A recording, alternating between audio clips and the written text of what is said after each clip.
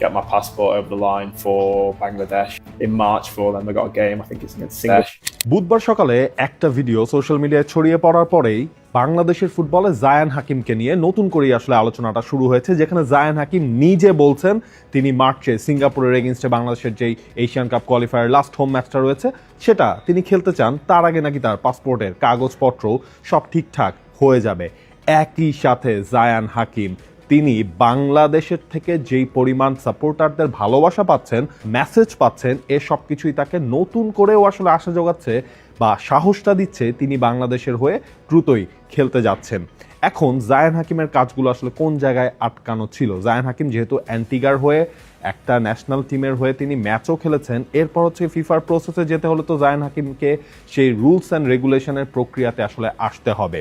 জায়ান হাকিমের পাসপোর্ট নেই বাংলাদেশি, জায়ান হাকিমের ন্যাশনাল আইডি কার্ডও যদি আমরা বলি অথবা জন্ম নিবন্ধন, সেটাও তো বাংলাদেশে এতদিন আসলে ছিল না, সেটা নিয়ে প্রসেসটা শুরু হয়েছিল। তবে জায়ান হাকিমের এই প্রসেসটা কিন্তু একটু লেন্দি পর্যায়ে এসে ঠেকেছে। জায়ান হাকিম নিজে যদিও আশা করছেন তিনি মার্চে সিঙ্গাপুরের এগেইনস্টে ম্যাচটা খেলতে চান, তবে এখনও কিন্তু জায়ান হাকিমের পাসপোর্টের কোনো পজিটিভ অগ্রগতি হয়ে ওঠে নাই। জায়ান হাকিমের নানা ছিলেন আসলে ব্রিটিশ আমল যখন ছিল সেই আমল, অর্থাৎ বাংলাদেশ, ইন্ডিয়া, পাকিস্তান যখন একসাথে ব্রিটিশ আমলটা চলছিল তখন আসলে তার নানা ওই অঞ্চলটায় জন্মগ্রহণ করেছিলেন। এরপর সিটিজেনশিপটা তিনি ইংল্যান্ড থেকে বাংলাদেশের সিটিজেনশিপ নিয়েছিলেন, তাও সেটা 1980 সালের আগের ঘটনা। তখন আসলে ওই সিটিজেনশিপের পেপারটাও ছিল একেবারে হ্যান্ডমেড, অর্থাৎ হ্যান্ড রিটেন পেপার সেই জায়গাটায় ছিল, যেটার এখন আসলে কোনো চল নাই। সুতরাং ওই কাগজটার ভেরিফিকেশনের প্রক্রিয়াটা এখনও চলছে।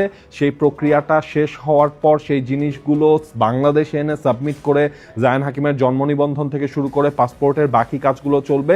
অর্থাৎ ভেরিফিকেশনের পর্যায়টা যেহেতু এখনও চলছে, এখন আসলে কনফার্মেশন দিয়ে বলা যাচ্ছে না জায়ান হাকিম মার্চ উইন্ডোতেই বাংলাদেশের হয়ে খেলতে পারবেন কিনা। তবে এটা তো একটা পজিটিভ দিক, যেই জায়ান হাকিম একটা সময় অর্থাৎ বছর খানেক আগেও তিনি হচ্ছে নিজে কনফিউজ ছিলেন বাংলাদেশের হয়ে তিনি ম্যাচ খেলবেন কিনা, সেই জায়গা থেকে জায়ান হাকিম কিন্তু এখন তার মাইন্ডসেটটা টোটালি করে ফেলেছেন যে তিনি বাংলাদেশের হয়ে খেলতে চান এবং যত দ্রুত সম্ভব সেই কাজটা যেন সবাই করতে পারে। তিনি নিজেও সেই চেষ্টাটা করছেন। তার এন্ড থেকে যতগুলো পেপারস দেওয়ার কথা সেই পেপারসগুলোও তিনি দিয়ে রেখেছেন বাংলাদেশের সংশ্লিষ্টদের, তার এজেন্টদের।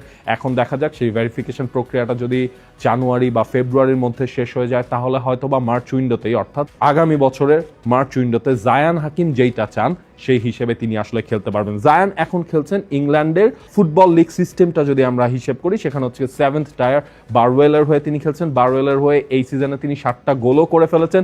ইনফ্যাক্ট জায়ান ইন্টারভিউতে, যে ইন্টারভিউটা এখন সোশ্যাল মিডিয়ায় ভাইরাল হয়ে আছে, সেই ইন্টারভিউতে জায়ান হাকিম তিনিও বলছিলেন যে লাস্ট ম্যাচটা তাকে অনেকটা লেফট উইং ব্যাক পজিশনেও খেলতে হয়েছে। 6 ফিট 2 ইঞ্চ উচ্চতার স্ট্রাইকার বাংলাদেশের ফুটবলে তো দরকার, কারণ বাংলাদেশের ফুটবলে ওই স্ট্রাইকাররা গোল করবে যেটা নিয়ে আমাদের অনেক দিনের অপেক্ষা, সেটা হয়তো বা জায়ান হাকিম বাংলাদেশের হয়ে যখন তার ন্যাশনালিটিটা অর্জন করে ফেলবেন এবং ম্যাচ খেলবেন, আমার সেই অপেক্ষার প্রহরটা কেটে যাবে। এখন ফুটবলের সবার আশা জায়ান হাকিম, কবে হবে তুমি বাংলাদেশে?